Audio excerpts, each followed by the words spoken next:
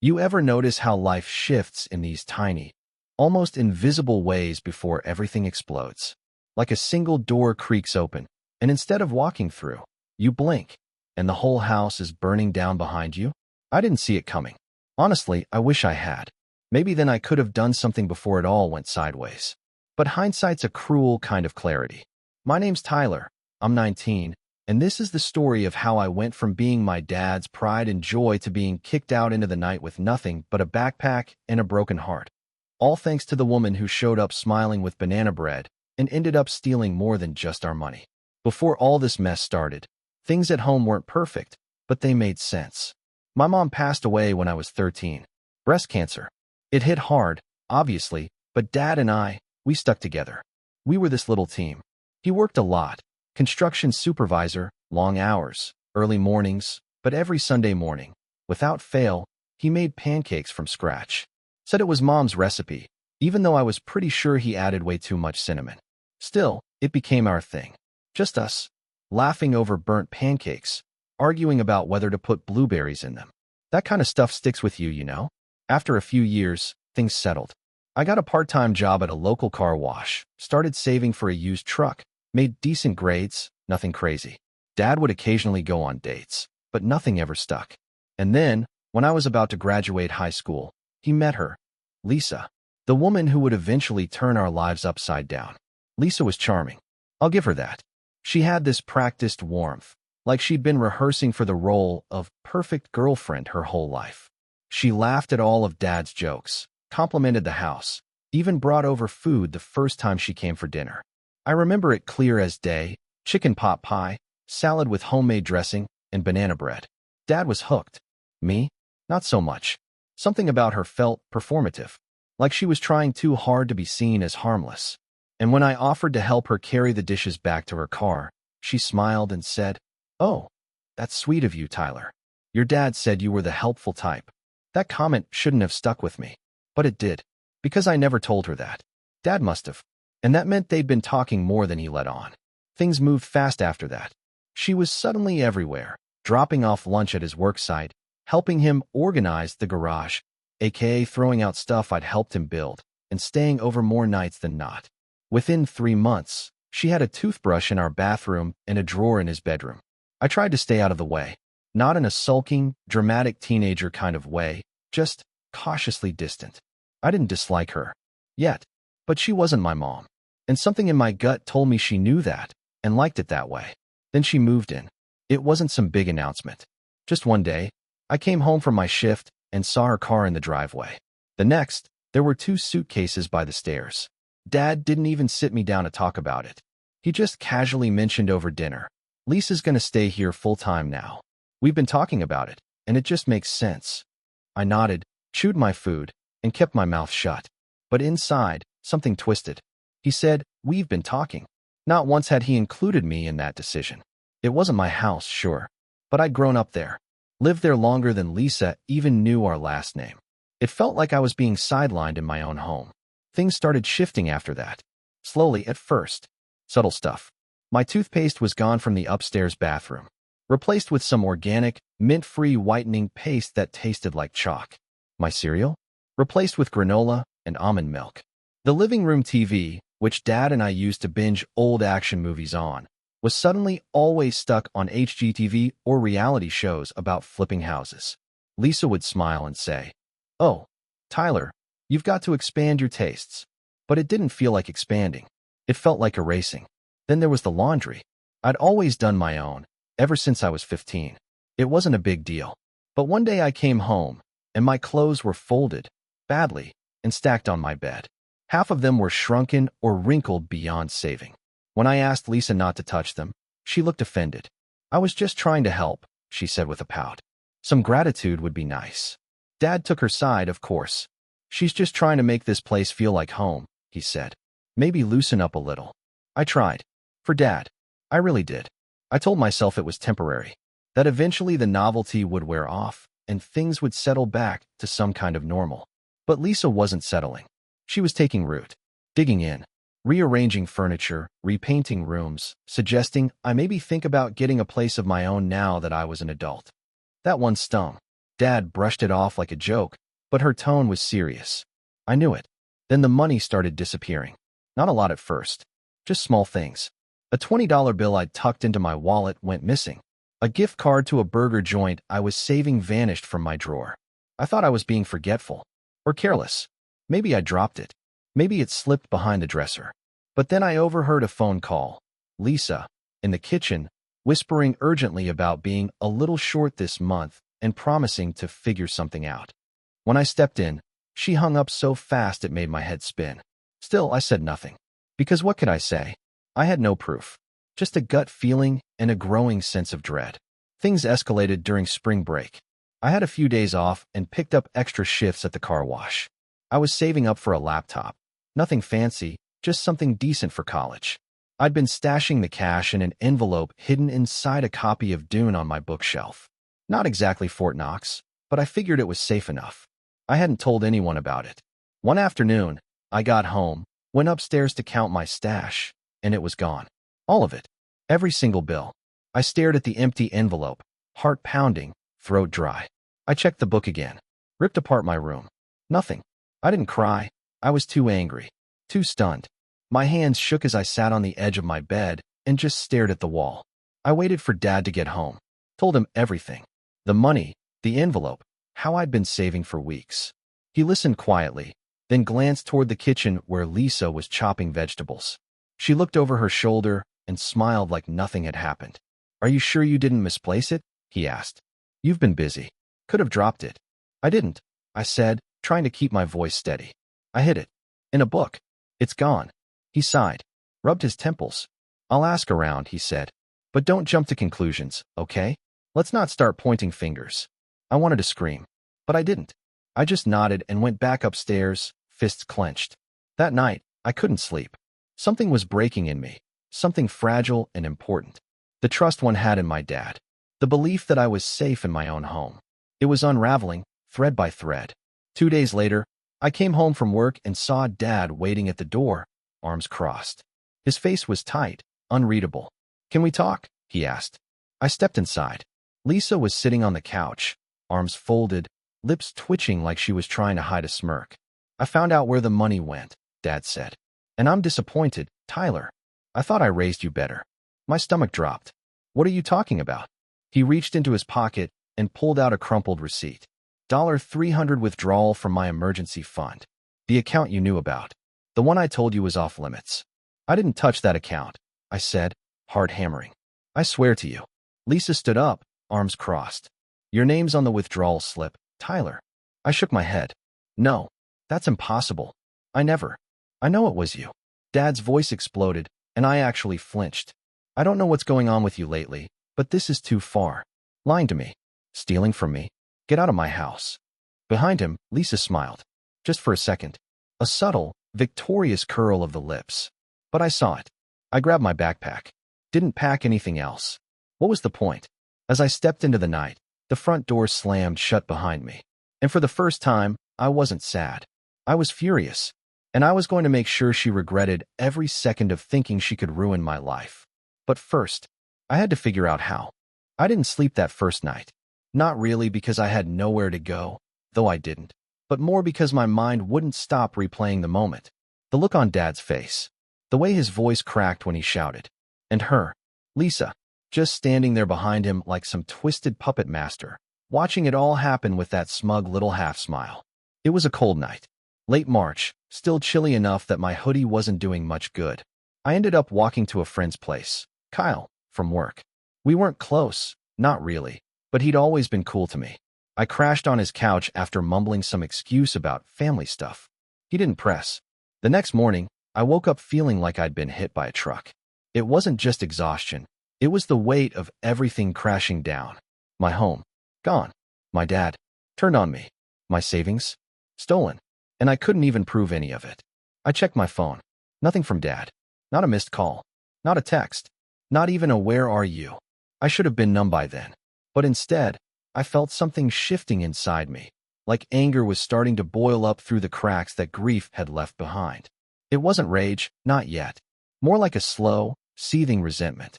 And a question I couldn't shake. Why didn't he believe me? The following weeks blurred together. I bounced between Kyle's place and another friend, Nate. Whenever Kyle's mom said I couldn't stay another night, I still went to work, still smiled at customers. But inside, I was unraveling. Not just because of what had happened, but because of what kept happening. Dad didn't reach out. At all. But Lisa? She made sure I knew exactly what was going on. It started small. A random Venmo notification popped up on my phone. Lisa had sent me $2 with the caption, "For your honesty." I blocked her immediately. A week later, I bumped into my neighbor Mr. Daly while walking home from my shift. He raised an eyebrow and said, "Hey, your stepmom told me you moved out to focus on school. Said things were going great." I laughed in his face. Not on purpose. It just came out bitter and sharp, like a reflex. Then I muttered something about different stories, I guess, and kept walking. But it didn't stop. One night, I saw Lisa had posted on Facebook a picture of my dad's truck in the driveway, new flowers planted by the mailbox. The caption, "Finally making this house a home again." And there he was, in the background, Dad, smiling, holding a rake like some backyard hero. Like nothing had happened. Like I never existed. That night was the first time I cried. Not a few tears. Ugly, quiet sobbing in the back of Kyle's garage, curled up behind the tool bench so no one would see. I didn't even know what part hurt more. The betrayal? The silence? The fact that I still missed Sunday pancakes like a pathetic kid?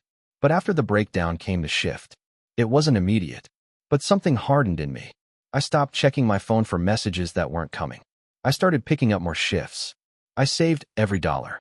If I was going to survive this, I had to become someone else. Someone who didn't need anyone. Especially not a man who chose lies over his own son.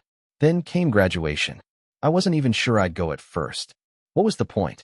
But my guidance counselor, Ms. Rayner, practically begged me to walk the stage. Said it would be a moment of closure. Closure. Funny word.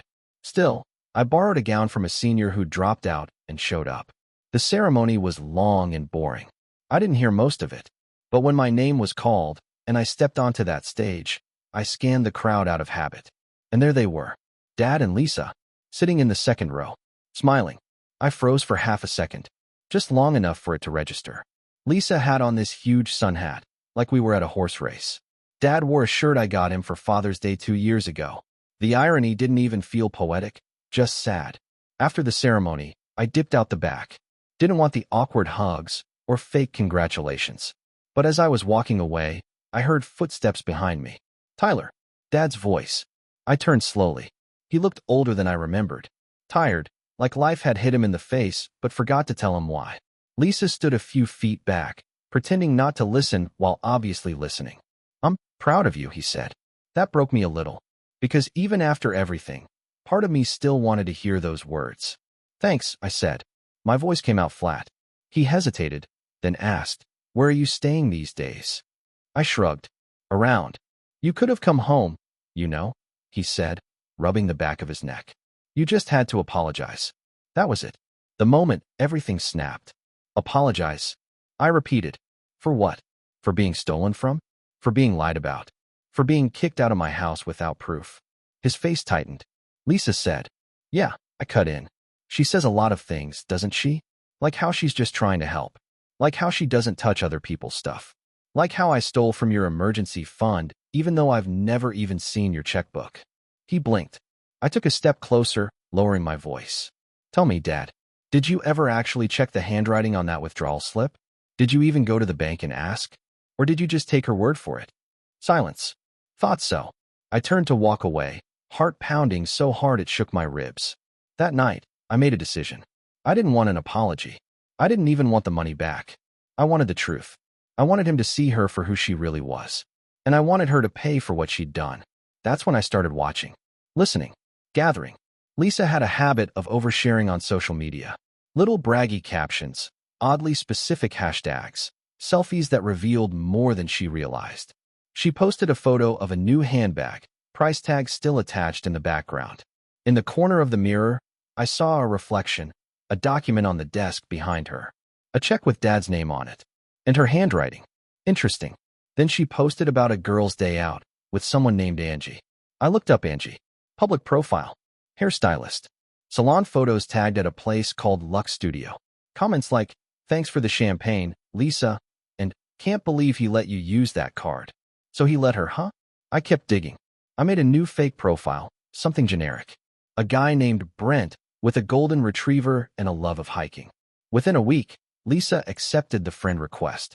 I started messaging her. Harmless stuff at first. You look amazing. Wish my girl dressed like that. That's his truck? Dang, lucky guy. She ate it up. One night, after a couple weeks of back and forth, she sent a picture. Nothing scandalous. Just her in a bathrobe holding a glass of wine. Caption, home alone again. She thought she was being sly. She wasn't. Because in the background of that photo, I saw it again, Dad's checkbook. Open. A pen beside it. And a sticky note that read, deposit before Monday. I screenshotted everything. Over the next month, I built a digital folder. Bank records she left lying around. Screenshots of posts, comments, DMs. Even a video Nate helped me record when we accidentally bumped into her at a bar one night and overheard her complaining to her friend about how easy it was to get what she wanted once she softened up the old man. The final straw came from an unlikely source, my little cousin, Ellie. She was 12. Sweet kid. We ran into each other at a family cookout on my mom's side. She said, "Hey, are you still grounded? Lisa told my mom you were in juvie for stealing stuff." I swear my vision went white. Not only was Lisa manipulating Dad, she was rewriting the entire story for everyone else, making me out to be some petty criminal while she played Stepford wife. That night, I went home, not to stay, just to see. Dad wasn't there. Lisa was. She opened the door and blinked in surprise. "Tyler. Wow. Look who finally decided to come crawling back." I didn't say a word, just stared at her. She laughed. "You want forgiveness? You better work harder than that." I tilted my head. "Forgiveness? Nah. I just wanted to see what a liar looks like when she's not filtered." That smile faltered, just slightly. But it was enough. I turned and walked away, feeling the weight of 1,000 cracks finally give way to something solid. The plan was in motion. And Lisa? She wasn't ready for what came next. I didn't sleep much after that night either. But this time, it wasn't out of grief or confusion. It was planning. The kind of sleeplessness that comes when your mind finally stops asking, "Why me?" and starts asking, "What now?" I wasn't just angry anymore. I was focused, sharpened. Lisa had torn apart my life and made a mockery of everything I'd built with my dad, and for a while, I'd let her win. But not anymore. The truth was, I'd already hit rock bottom. I'd been couch hopping for months, showering at the gym, eating canned beans and dollar menu burgers. I'd learned how to stretch $5 into 3 meals, how to pretend I wasn't cold when I didn't have a coat, how to smile when people asked, "So how's your family?" like it was just small talk. You learn a lot about yourself when you have nothing, when you're nobody, when the people who were supposed to protect you slam the door and accuse you of being a thief. But rock bottom has one perk. It's solid. You can build on it. And that's exactly what I did. It started with a job offer. Kyle's uncle owned a mobile mechanic business, one of those trucks that drives to your car when it breaks down, and he needed someone to do grunt work. Clean tools, organize parts, pick up lunch, that kind of thing. It wasn't glamorous, but it paid more than the car wash, and I could do it after hours and on weekends. I said yes before he finished asking. For the first time in months, I had steady income. Then Nate's brother moved out of his apartment and offered me a room. The rent was rough, but manageable. It was a dingy 2-bedroom with cracked tiles and a fridge that hummed like it was possessed, but it was mine. I bought a used mattress off Craigslist and carried it up the stairs myself. That night, lying on the bare floor with nothing but a pillow and the hum of the fridge for company, I felt something I hadn't felt in a long time. Hope. I kept working. Every day. Long hours, double shifts, pouring everything I had into rebuilding. I didn't party. Didn't waste money. I got used to being alone, to walking to the corner laundromat and reading car manuals while my clothes tumbled. I stopped checking social media. I unfollowed Dad, blocked Lisa, deleted Facebook altogether. I didn't want to see their smiling faces pretending everything was perfect. I didn't need that poison anymore. And slowly, things got better. I started doing small repairs on the side. Word got around that I was good with brakes and oil changes and didn't overcharge like some shops. People paid cash. I saved every penny.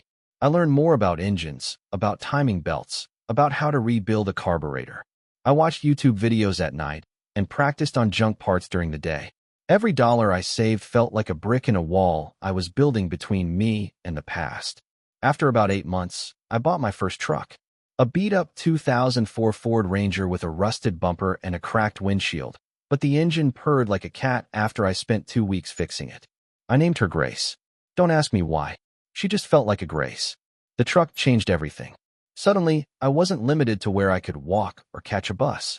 I could take jobs farther out, help people stranded on the highway, haul parts, move furniture. It made me feel capable again, independent. Like maybe I wasn't just some angry kid kicked out by his dad. Maybe I was something more. One night, while working on a client's car, the guy asked how I learned so much. Trial and error, I said, tightening a bolt. And YouTube? He laughed. You ever think about opening your own shop? I shrugged. Someday, maybe. He looked me dead in the eye. You've got the hands for it. Real work in hands. But more than that, you've got the look of someone who's got something to prove. That stuck with me. From that day on, I started treating every job like it was my business. I showed up early, brought my own tools, left things cleaner than I found them. People noticed. Word of mouth grew. Tips got bigger. Repeat customers became regulars. I even got a basic Wix website up with the help of Nate's girlfriend. It was nothing fancy, but it gave me a name. Tyler's On-Site Auto Repair. Not the flashiest, but it was mine. While the business slowly gained traction, something else started to change. Me. I didn't see it at first, but others did. Kyle told me I didn't flinch anymore when people mentioned home. Ms. Rayner from high school emailed me a scholarship form for trade school and said, "You're not who you were last year. You're stronger now, more grounded." And I felt it too. I wasn't the same kid who begged his dad to believe him. I didn't need him to anymore. But that didn't mean I forgot. See, while I was rebuilding my life, I never let go of what Lisa did. I never let go of the screenshots, the voice messages, the paper trail I'd quietly assembled. Every few weeks, I'd update the folder. I called it Lies and Receipts. It lived on a flash drive I kept in a small lockbox beneath the passenger seat of Grace. Just in case. Then came the reunion. It was a barbecue, hosted by my mom's side of the family. I hadn't seen most of them in over a year. After everything with Dad, I'd kind of fallen off the grid. But Aunt Camille called one day and said, "Ty, it's time. You don't have to say anything. Just come eat ribs and let people hug you." I said yes. When I showed up, people stared. Not in a bad way, just surprised. I'd put on some muscle since working with tools every day. I wasn't lanky anymore. My hair was longer, my posture straighter. Ellie ran up to me and said, "You look like a grown-up now." I laughed and mussed her hair. The day was perfect. Sunny, warm, good food, loud laughter. For a while, I forgot the bitterness. I forgot Lisa. I forgot the pain. I just felt human. But that didn't last long. Because just as I was biting into a corn cob, I heard someone say, "Oh wow, Tyler's here." I turned, and there they were. Dad and Lisa. He looked older than before. Grayer.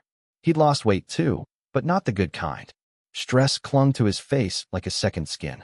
Lisa, on the other hand, looked as radiant as ever. Red dress, designer sunglasses, perfectly curled hair. Like she was auditioning for some real estate reality show. We made eye contact. She smiled. Not the soft, kind smile she used on everyone else. The "I know you know, but you can't prove anything" smile. The "I'm still here, and you're still out" in the cold smile. But this time, I didn't look away. Later, I overheard her talking to my uncle. Something about renovating Dad's kitchen, how he finally agreed to let her handle the finances, and how it was a miracle things turned around after such a rough patch with Tyler. I didn't interrupt. Not yet. I just sat under the patio umbrella and let the words wash over me like gasoline. Because I knew the spark was coming. A few weeks after the reunion, I got a message from my bank. One of those routine fraud alerts. Someone had tried to open a credit card in my name. I froze. I never gave anyone access to my info. Never applied for a card. Never even gave out my social security number except at work. I called the bank. Answered all the security questions. Asked where the request came from. The rep was polite. "It looks like it was done online, sir. We flagged it because the address associated with the application didn't match your file." What address was listed? A pause. Then she read it aloud. My old home address. Dad's house. Lisa's house. I sat there in silence, phone pressed to my ear, as the puzzle pieces rearranged themselves into something bigger, something darker. This wasn't just about stealing from me once. This was about erasing me, replacing me, hijacking my identity. That night, I opened the lies and receipts folder. I stared at it for a long time. And then, I made a copy. The storm was coming. And this time, I wasn't going to run from it. I was going to walk straight into the eye, and I wasn't leaving until the truth ripped through everything they built on my back. You ever feel a switch flip inside you? Like something that had always been holding you back, some last sliver of doubt or fear, just burns out, and suddenly, you see everything clearly? That's what happened the moment I heard my old address come out of the bank rep's mouth. Not because I was surprised Lisa would stoop that low. At this point, I'd come to expect snakes to slither, but because she'd made a mistake. A big one. She stopped being subtle. She got comfortable. And when people like Lisa get comfortable, they stop covering their tracks. And that was her first real misstep. The second? She underestimated how much I'd grown since the day I walked out of that house. I spent the next few hours combing through every piece of documentation I had. Not just the screenshots and DMs, but the bank statements I'd saved, the photos from her Instagram with dates visible, the audio Nate helped me record at the bar, everything. I organized it all, built a timeline, matched each suspicious withdrawal with corresponding receipts, purchases, or gifts Lisa flaunted online. It was painstaking, but weirdly satisfying. Like tightening bolts on an engine. Each detail locked into place with a satisfying click. Once I was done, I loaded it all into a clean Google Drive folder and locked it behind two-factor authentication. I wasn't about to risk losing this. This was the setup, and I wasn't rushing it. I wasn't the angry kid anymore. I wasn't going to storm into Dad's house and throw the laptop on the table screaming, "See? I told you." I'd already been there, already lived that scene, and I knew how it ended. He wouldn't hear me. Not if it came from me. But if it came from someone he trusted, that was a different story. So I started thinking, who did Dad still listen to? That list was short. His older brother, Uncle Ron, stood out immediately. He and Dad had always been close. Grew up fixing cars together. Served in the Navy around the same time. Ron was old school, suspicious of drama, allergic to gossip, but deadly serious when it came to loyalty and respect. He always had this way of making Dad feel like a little kid again, but in a good way, like someone you didn't want to disappoint. And best of all, Ron never liked Lisa. Not from day one. I hadn't spoken to him in over a year, but I took a chance and called. He picked up on the third ring. "Tyler." That caught me off guard. "Yeah, how'd you know?" "You're the only kid I know who still calls instead of texting," he grumbled. "What's going on?" I hesitated, then said, "You got time for lunch?" We met at a diner near his workshop. He looked a little grayer than I remembered, but his handshake still crushed mine like a vice. We sat down, ordered coffee, and I told him everything. Not all at once. Not dramatically. Just the facts. The money I saved that went missing. The withdrawal slip. The sudden accusations. The texts. The screenshots. The fake credit card application. Ron didn't say much at first. Just sipped his coffee and listened with those eyes that never blinked when something important was being said. By the time I finished, he exhaled slowly and said, "Well, I'll be damned." I nodded. "I didn't come here to make you pick sides or to rant. I need help. Because I've got proof. And if I walk into Dad's house with it, he's not going to see the truth. He's going to see betrayal." Ron leaned back in the booth, hands folded across his chest. "She's playing the long game, huh? She's already rewriting the past. Told Ellie's mom I was in juvie. Probably told Dad I stole more than I even knew existed." He was quiet for a while, then said, "Let me see the proof." I handed him my old tablet with the folder open. He didn't say a word as he scrolled through the files. Just the occasional grunt or narrowed eyes.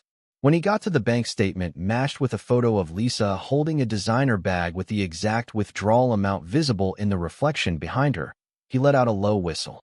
"She really thought no one would notice the checkbook behind her," he muttered. "She thinks everyone's too dumb or too in love to look." He looked up. "Your dad's not dumb. Just blind. And maybe a little broken. After your mom passed, something in him cracked. Lisa didn't cause that, but she slithered right into the gap." I swallowed. "So what do we do?" Ron set the tablet down and leaned in. "We don't tell him. Not yet. First, we set a trap." And that was the moment everything clicked into place. The trap was simple. Classic. Not even flashy. Just smart. Ron offered to help Dad with some financial reorganization, a checkup of sorts, under the pretense of helping him prepare for possible retirement. Dad had been talking about slowing down anyway, and Ron played it perfectly. Said he'd hired a financial advisor who could help streamline everything: bank accounts, investments, spending patterns. Dad took the bait. Lisa, from what Ron told me later, looked like she'd swallowed a lemon. The advisor?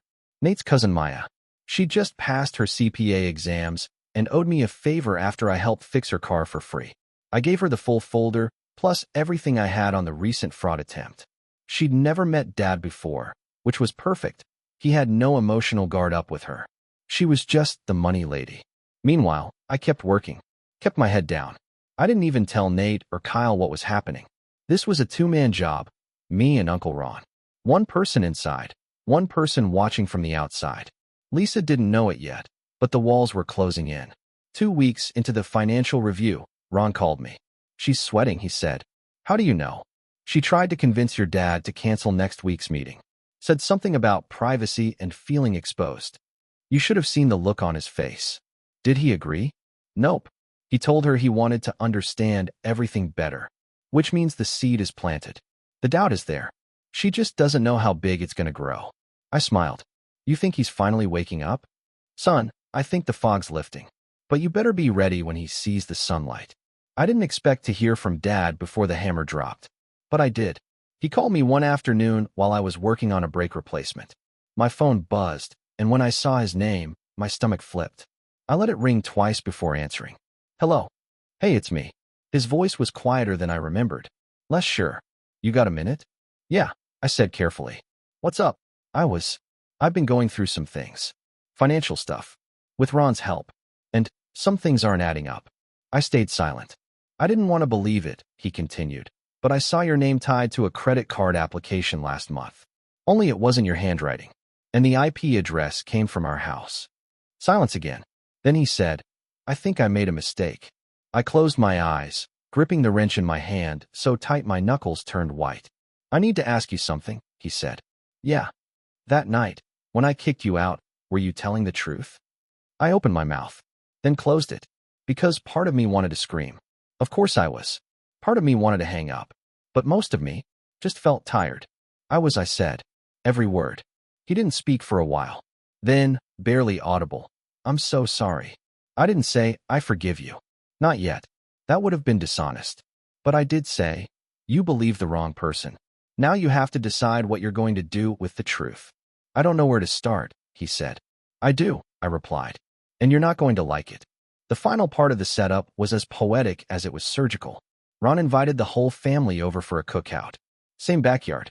Same grill. Lisa, naturally, showed up late in a new dress and heels far too fancy for a lawn party. She clung to Dad's arm like a trophy. He didn't smile once. Midway through the gathering, Ron clinked a spoon against his beer bottle. "Hey everyone, just a quick announcement before the burgers finish," he said. "My financial advisor has been helping me and my brother sort out some paperwork. Tyler helped too. Turns out, there's been a lot of confusion with the books. A lot of funny numbers." Lisa's smile twitched. "We're going to be sitting down next week to go over it together. Tyler's got some notes. Maya's got documentation. Should be enlightening." Lisa's face drained of color. She looked at Dad, but he didn't look back. He was looking at me, dead in the eyes. No hate, no shame, just readiness. She opened her mouth to say something, some protest, some deflection, but for once, no one was listening. Because everyone at that table could feel it. The tide had shifted, and she had no idea how far out it was going to drag her.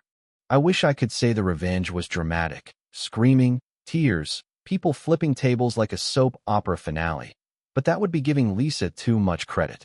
The truth?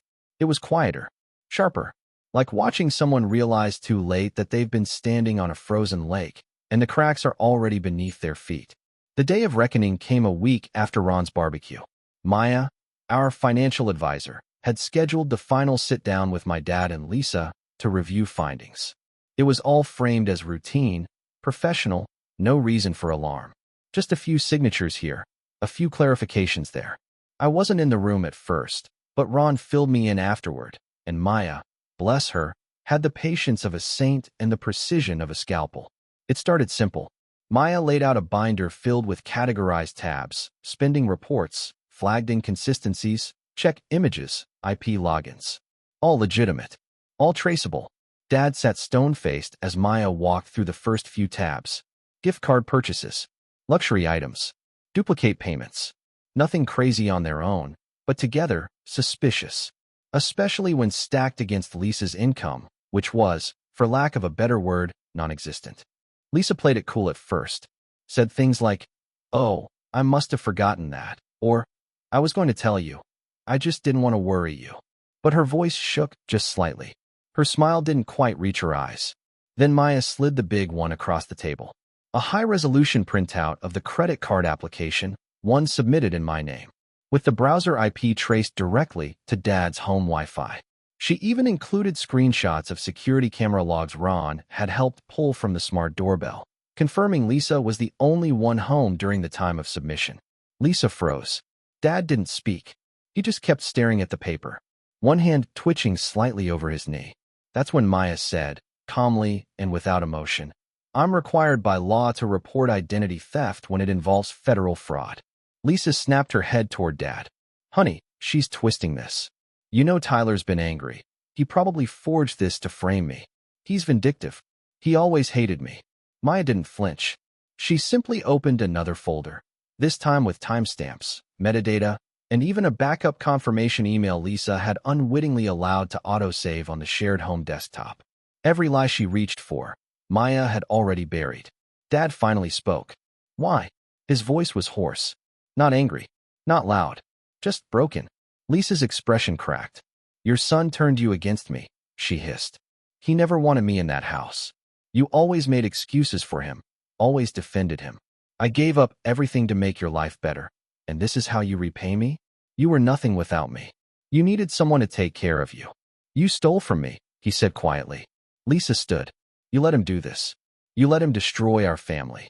Dad didn't even look at her. "Get out." 2 words. No yelling. No drama. Just final. She tried to plead, then threatened, then cried. But it was already over. Ron was waiting outside the room when she came storming out. She looked at him like he might stop her. Help her. He didn't move. Lisa packed her things that night. According to Ron, she screamed at the neighbors, threw a flower pot, and called my dad every name she could think of before peeling out of the driveway in the car he'd paid for. But she didn't get far, because by the next morning, the fraud report was filed. Bank accounts were frozen. Credit cards canceled. The car? Reported as financed solely in Dad's name. She left town a few days later. I heard she tried to stay with a cousin in Arizona, but that didn't last long. Maya followed through on the legal side, quietly and efficiently. No arrests, no handcuffs, just a slow legal burn. IRS audits, police reports, flagged transactions, frozen assets. The house of cards she'd built came down one embarrassing phone call at a time. And Dad? He showed up at my garage the day after Lisa left. No call, no warning. Just walked in while I was elbow deep in a brake line replacement. I wiped my hands and looked up, heart in my throat. He looked exhausted, humbled, but different, like he'd been walking through smoke for a year and finally stepped into daylight. "Hey," he said. "Hey."